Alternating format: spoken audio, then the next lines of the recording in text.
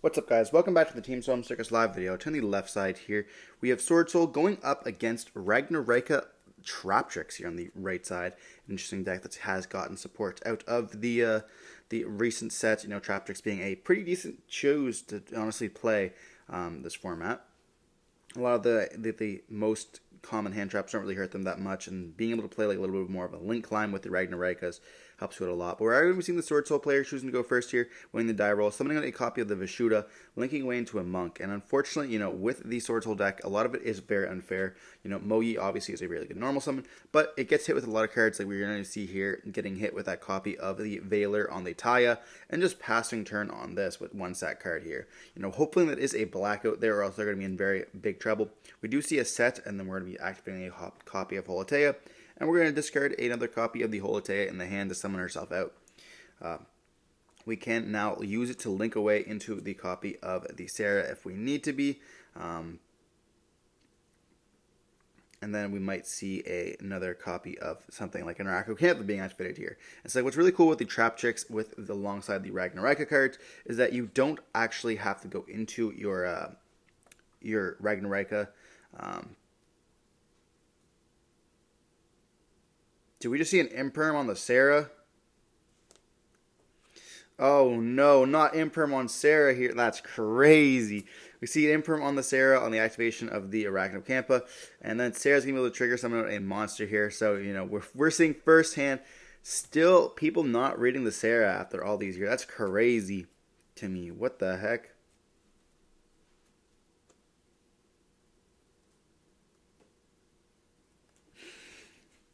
Oh my lords.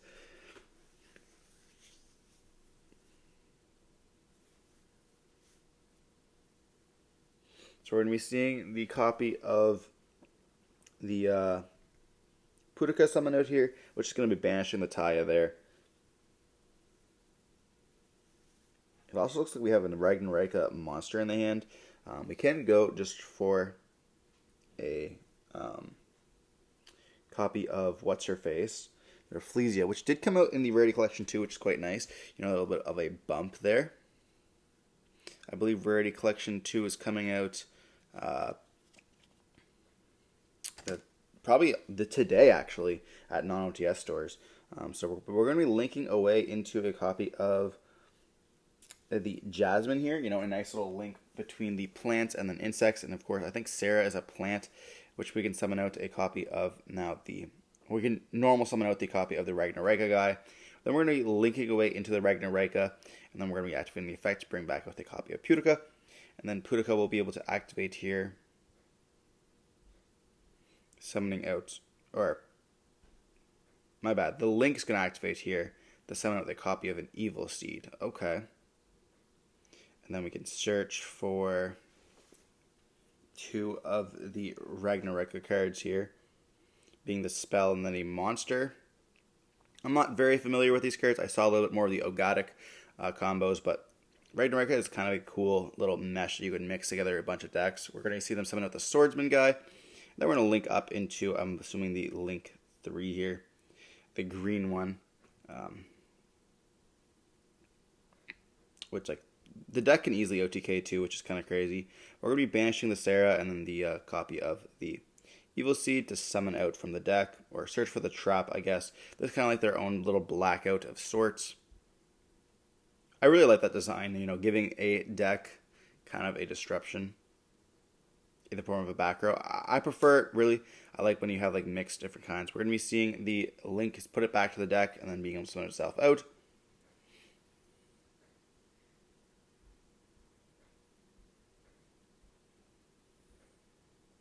And then, do we just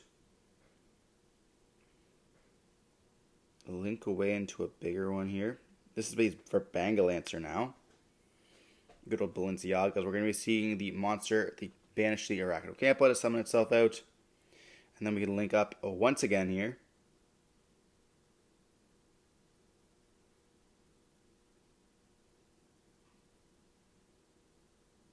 Or they may have underestimated. They may not have a rank link 4.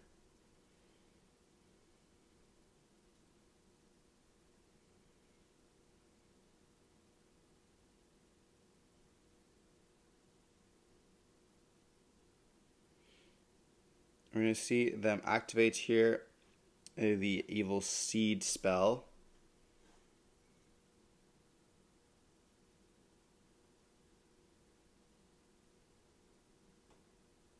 That searches for the swordsman guy. Discards a trap. We can then activate the swordsman, putting back to summon.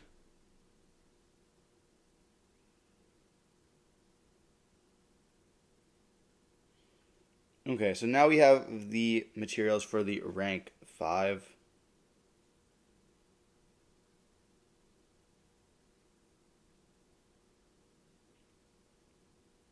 Because we don't have enough for game here.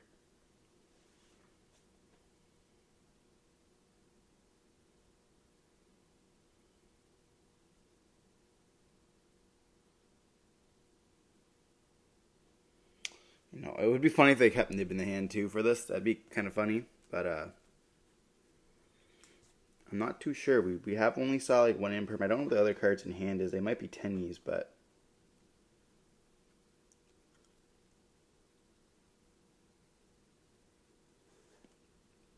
is there a way to get game? I mean, they have a trap hole set, so it's still going to be good regardless. But they're going to go battle phase. Swordsoul guy is going to be beat, or the sword guy is going to beat over the monk. I think everything loses 300 and they gain 300, so it's like a 600 difference here.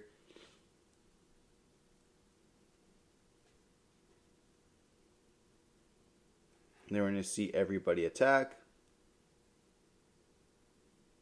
bringing them down to, I think 18 it was.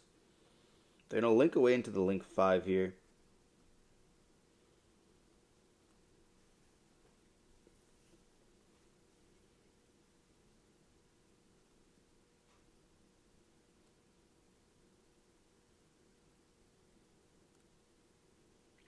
And I'm not too sure where we're going with this.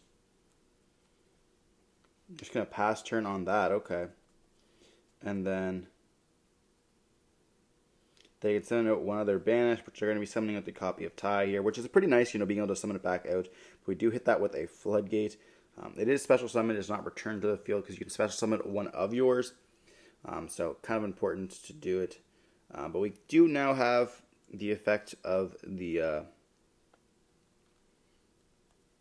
Adhara here summon itself out, and they're thinking if they want to bounce. They're going to be bouncing back the copy of Adhara with Bangalancer here, but we have a copy of Emergence, which can let us search for a copy of the of Moye here, or we probably go for Moye because we know more you reveal normal summon out, get into the link or get into the synchro, be able to search for the Long Yawn.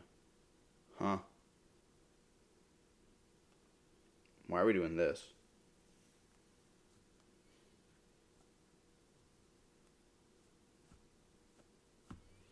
Maybe the Link 5 has something to do with bouncing cards, but... Oh, it pops too, okay. Interesting.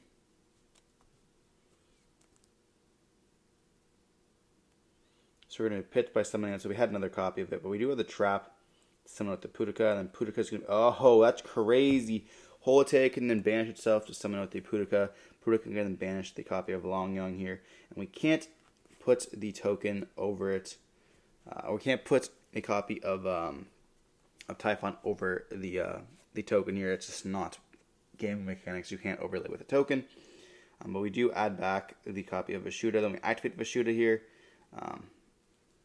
And we just scoop it up, realizing that we have lost the game. Like, they have so much advantage. We'll just go like battle phase attack. Like, we are not going to do very much. Kind of crazy. I completely forgot about the effect of Pudica in the graveyard, or I guess Pudica on the field being reborn out by the Holotea, which is very nice that we saw that happen there. Kind of unfortunate that we did see the Imperm being flipped face up on the copy of Sarah here. Definitely a misplay that people consistently make. Like, we saw this being very, very prominent at the start of when Sarah was released. Now it happens still to this day, which is kind of crazy to me, to be honest. So we're going to be seeing Swordsoul done siding already? There's no way. They are reading the Pudica here.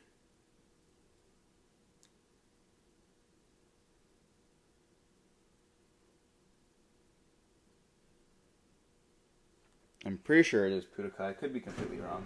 I haven't played Traptrix in a bit here. I know Arachnokompa or whatever. It is Pudica, okay.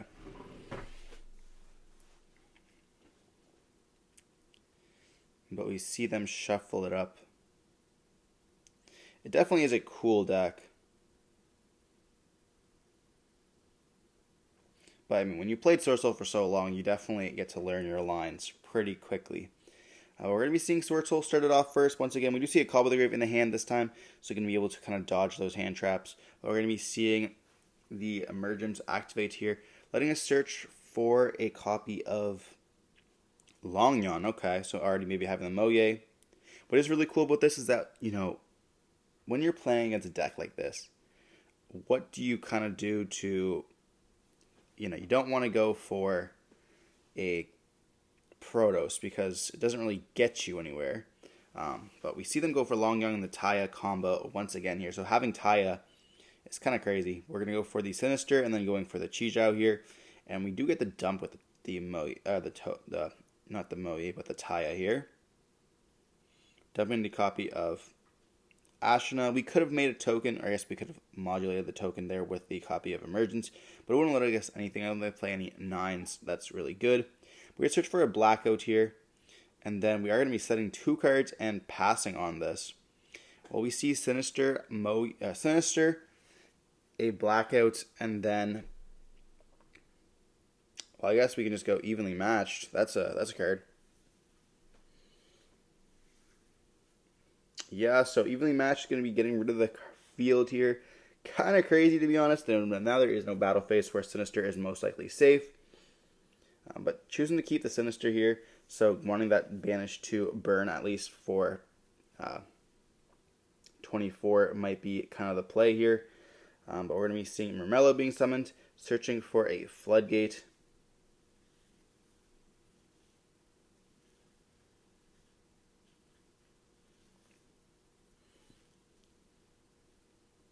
And definitely is a way to get rid of Blackout, Veiler, and a Sinister here.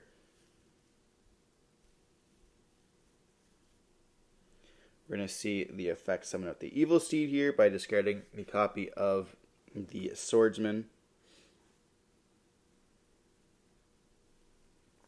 There might be a world where you just choose to banish this, or we might be trying to banish the Sarah or the first Link they summon.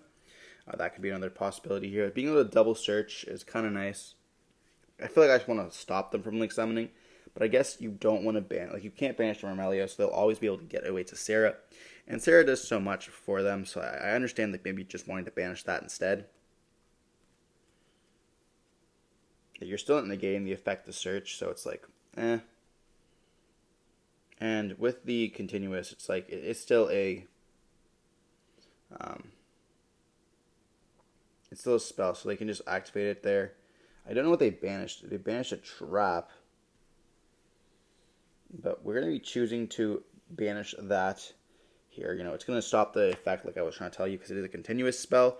So kind of nice that we're able to do that. We're going to see the Holotea activating, discarding the copy of Floodgate. And so summon itself out as a monster. And we could banish this. I think it said it's not a trap. That could be mistaken. But still, probably waiting for the Sarah line. Like, that's why we didn't link it to Sarah and then activate the Holotea, because we definitely know it's going to get banished. And then we're going to kind of be in trouble here. But even if you go, and we just see the Cobble there. Okay, so it was Cobble there, Blackouts, and then the Chijiao there. Pretty nice. We're going to go into the Sarah here, and do we banish it?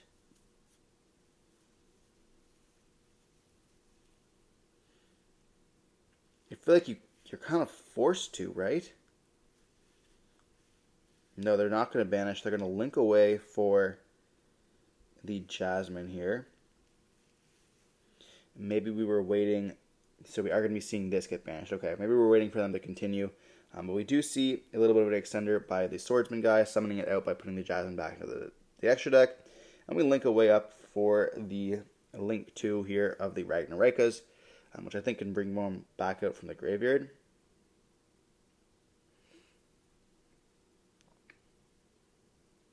And then we're going to see the effect of the Swordsman. And then we're going to be linking away up into the link 3. We banish the Evil Seed to search. But I'm not too sure where this is going. Like, I feel like we just have so much advantage by just burning cards every time they special summon out. And we're going to be linking Mermelio off into another copy of Sarah. Just so that when we activate the trap, we can actually summon out a body from the deck that kind of protects us here. But we already took in 36, and we can now special summon out the Ecclesia here. At this point, like, the game kind of feels lost, in my opinion. We just have a trap card in the set. They're going to activate the effect here. We're just going to let them summon out most likely the copy of Moye. They could be on Tutaya, so they could be summoning that one. We're going to see the Moye here revealing the copy of Vishuda. So now just one unknown in the extra in the hand here. And we are going to be blackouting this. They are going to chain the effect of the Sinister. So they're going to pay 12 once again.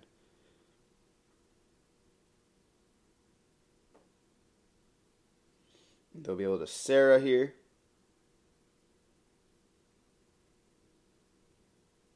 And they have taken 12 4 times already, which is very nice.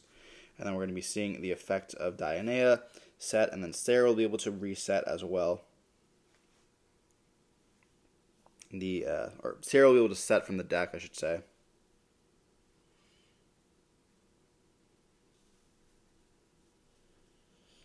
We're going to go battle into the Link 3. And then we can Ashuna in main phase 2 summon itself out, linking away for the copy of the Monk. Summon out the Vishuda here, banish the Ashuna, summon out the copy of Adhara here. And do we go for another copy of Chijao? We're going to go for a Baxia here, which can spin back out 2. And what do we choose to spin? We're going to spin back the back row. Vishuda bounce the Link 3. Okay. Then we're going to be going effect of Baxia, destroying the Monk, summon out the copy of Taya. Tai can then go into the banish the Longyang and summon out the copy of the token. And then we're going to be banishing the Adhara to add back the copy of the Longyang. We're going to go into a Chizhao here. Chizhao can then let us search. Very nice combo here. We're going to be we're going to be dumping another copy of the Ashna with the copy of Taya, and we still get to searching for a copy of the the level 4 guy. We're going to activate the effect of Longyang, summon itself out, and we're going to burn once again here. And we're going for Ice Jade Argamine, which I do have on hand here. One of the new Swordsoul techs.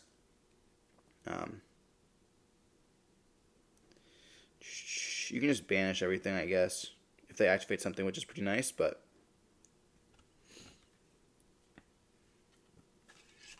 we have lots of cards on the field. We do normal summon a Mantis, and so now we kind of have everything that we know is going to be going on here. And so they're going to be going the effect, banish the Ashna here to negate with the copy of Chizhao, which is still going to trigger Sarah, but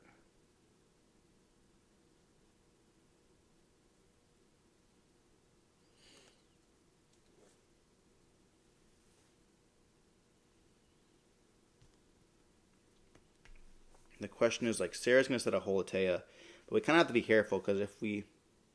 we're going to set a Floodgate. I was going to say, we have to kind of be careful, because if we do Holatea here, and they just chain the Ice Jade, then the Holateas are just going to get banished everywhere here.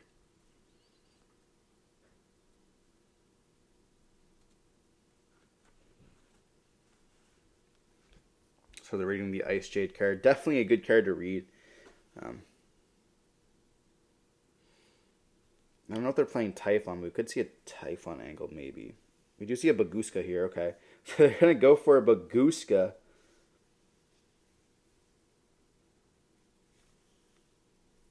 That's not something I expected.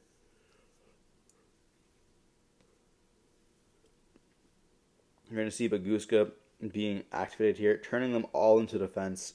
That's hilarious.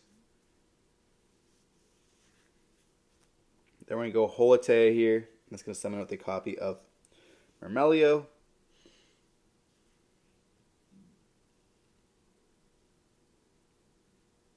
And do we just link away now?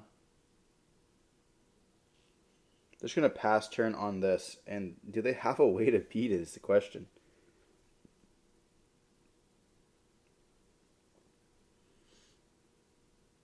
I mean, we can link away into... Do we go that? Like, we link away into Shaman. Shaman effect, discard, summon back out the Monk. And then we're going to go Monk Battle Attack into it. Make the effect... make it so that the Monk dies. And then activate the Water 10 key.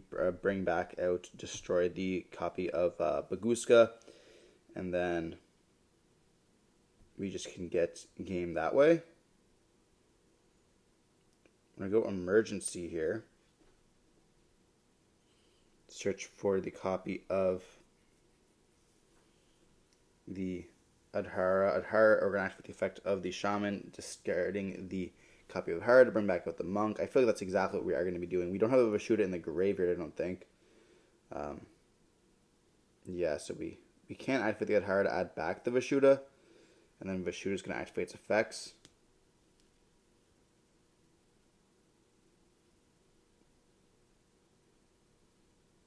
They're going to reading the Floodgate. They're going to add it back. And they're going to activate it from the hand here to bounce the Baguska. We turn the Argopane into attack position and we just go attack for game. So, or not the Argopane, the Ice Jade Ymir Agarine or whatever it is called. But, yeah, that's going to be game 2 here with Swordsoul taking it in a weird way. I didn't think we'd see Baguska at, like, turn 3, but, or turn 4, I guess. But it is what it is. I guess it is a kind of a stall option.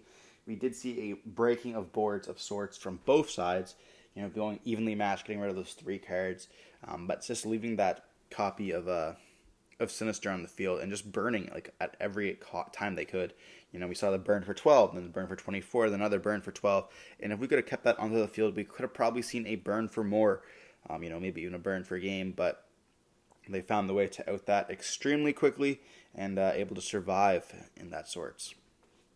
I think that Baguska, like, Swordsoul is one of the only decks that Baguska can actually not hurt as much. Like, obviously it hurts the initial push, but then you start getting, like, the effects like we saw there, where you can just go into the Link 2 and then start to get those punishments, especially with the blue already in rotation, being able to destroy that copy. But obviously Vashuda can also bounce it all the times as well, so it's kind of like a win some, lose some.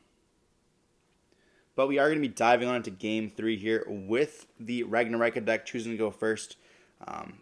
We'll be able to set up a board here. We are approaching close to time. I believe there's only 2 minutes left on the timer for us. You know, obviously it is sped up. But when you're playing against these combo decks here, you have to read the cards and like kind of play through. It does take a little bit of time. So we're going to see the Evil Seed, search for the spell, and the Swordsman once again here. You know, very standard combo, I do believe. We're going to see the effect of... Or we're going to discard a level 4, okay. We're going to then see the Swordsman banish, or return for the banish to summon itself out. Link away into our copy of the Link 2 here. And then Evil Seed will be able to bring back out because we used it for Link material. Level 2 will be able to, or the Link 2 will be able to reborn out the other one here. But like, yeah, the Sword guy is pretty nice. When you use it for Link material, you can bring back out one of the Link monsters that you used. We're going to be seeing the effect of the spell now, discarding the copy of the level 4, which can be another center in the graveyard. But we're going to be banishing to summon. And we summon out. And we search for the trap here, okay. But this is for the Link 3. Then we're going to see the Link 2 being brought back out by returning the Evil Seed to the bottom of the deck. Then we're going to link away into the copy of the Link 5. So we do have like a nice little pop, and then we set 2 cards, one of them being that trap, and then we just pass around this. Pretty nice, but we have that Duster. It's almost as bad as the Evenly, but unfortunately it's we also see a Gravedigger's Trap Hole here. That could have been devastating close to time, being able to activate that effect if they activated like a copy of something in the hand. We're going to go Moyi effect, revealing the effect of, or revealing the Taya there. They do hit that with a Veiler, and then we're going to be going for the Long Young, pitching the copy of the Taya here, and then they are going to go into a copy of the Chijou, And we are going to activate the effect. We're going to be seeing the Link monster destroy them there. I'm not too sure why they destroyed them at that point and not before they went into the to